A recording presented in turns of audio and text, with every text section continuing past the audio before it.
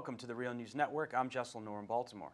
U.S. President-elect Donald Trump has said he would nominate retired Marine Corps General James Mattis, known as Mad Dog, to lead the Pentagon. Here's a bit of what he said. We are going to appoint Mad Dog Mattis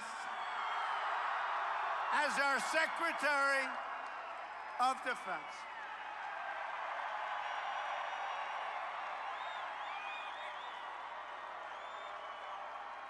But we're not announcing it till Monday, so don't tell anybody.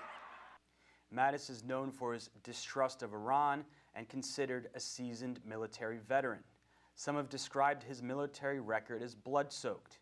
In 2004, he ordered an airstrike on an Iraqi village that killed dozens of civilians in a wedding party.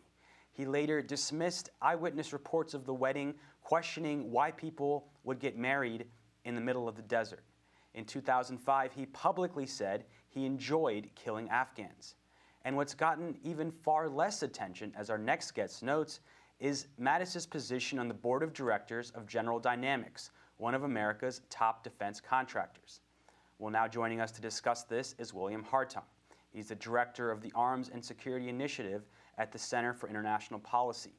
His most recent book is Profits of War, Lockheed Martin and the Making of the Military-Industrial Complex. Thanks so much for joining us. Yes, thank you.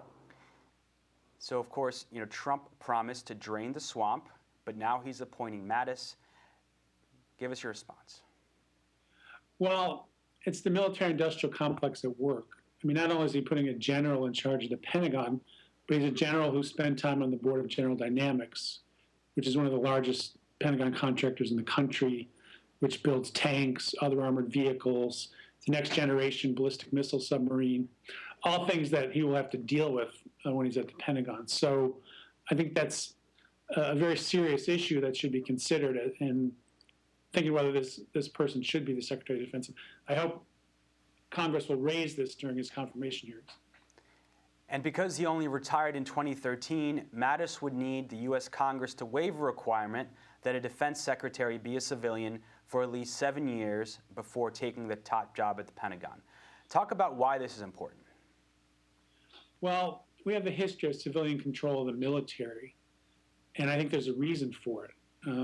You want people in government who've got sort of a broad view.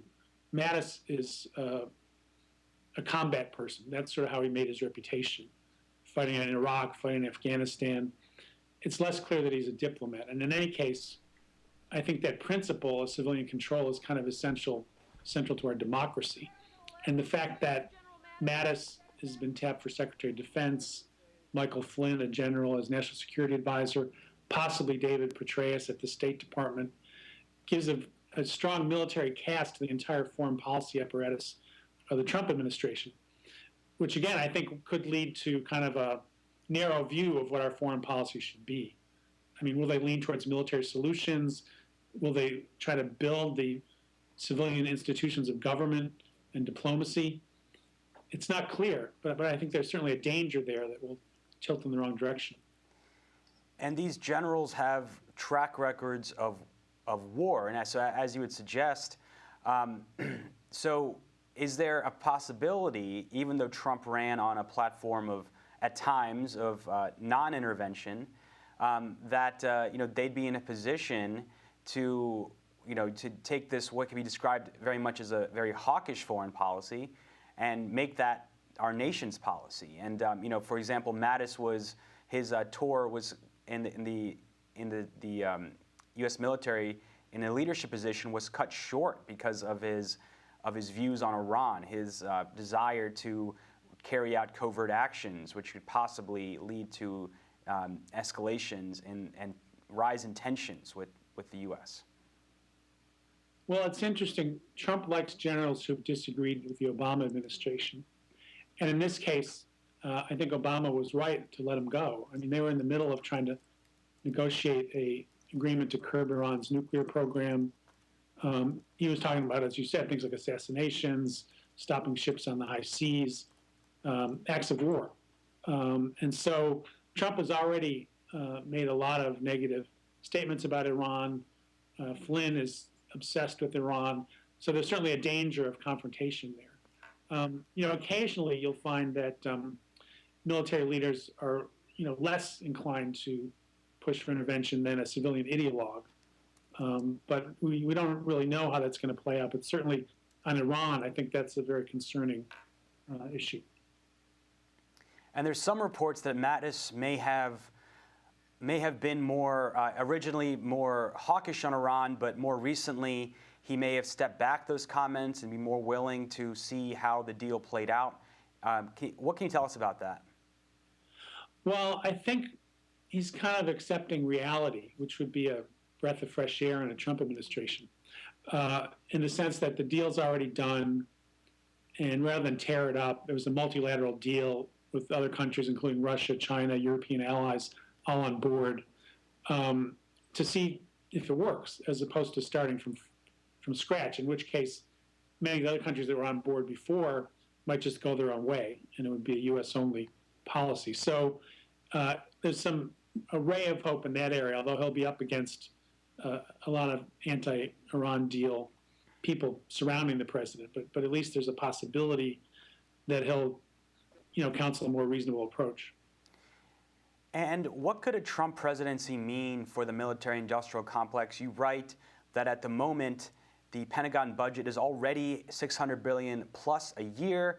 It's spending more money already than it did during the massive military buildup President Reagan initiated in the 1980s when he sort of escalated the Cold War. What could a Trump presidency mean for this? Well, he adopted pretty much, when he gave his defense speeches during the campaign, a plan put forward by the Heritage Foundation. Huge buildup of the Navy, more Marines, larger Army, a big missile defense program, accelerating a big nuclear weapons buildup. And by some estimates, that could cost an extra $900 billion to $1 trillion over the next 10 years, beyond what the Pentagon's already hoping to get. So that would be a huge buildup and a huge boon to these contractors. Now, there is the other side of Trump where he said he doesn't believe in regime change, allies should spend more on their own defense, he's going to clean up waste at the Pentagon. Those things don't really go with a big buildup, unless he just wants to buy this stuff and sit on it. So there's that contradiction running through the things that he has said. And I think, the other fact is that it's not clear it's possibly affordable.